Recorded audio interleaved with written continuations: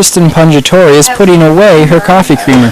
Pungitori is shelving her caffeine dependence in honor of this year's Lenten season. I found that I am too dependent on coffee before classes and in the evenings. I drink about 4 cups of coffee during the day, usually just in the morning, so staying awake in class has been a challenge for me this past week. According to Reverend Philip Farrell, Pungitori's Lenten sacrifice is part of a long tradition of religious preparation. The idea of giving up is not necessarily to see if you can run an endurance race. That's not what it's about at all. It's really about saying, okay, is there something that is in my way of being able to focus on Christ?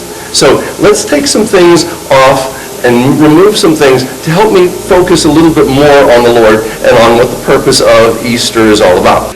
Another long-standing tradition is the sacrifice of meat on Fridays. Reverend Farrell says this tradition draws its meaning from meat's once luxurious status. Because meat was something that was rare in your diets. And so, they said, okay, fine, this is not a day you want to specialize on those highfalutin type of thing. It was traditional also to substitute that with fish, which, today the fish is probably more expensive than meat. So we have to really look at the spirit of what we're doing. That's really what. But despite this modern-day difference, Shortstop Inn owner Carol Short says she's happy to carry out the Friday fish tradition. Yes, Friday's a busy night here. We get pretty filled up. We sell a lot of the deep-fried cod and the baked cod and the giant fish cod sandwich. Cod is excellent, a mild fish. They get their money's worth, believe me.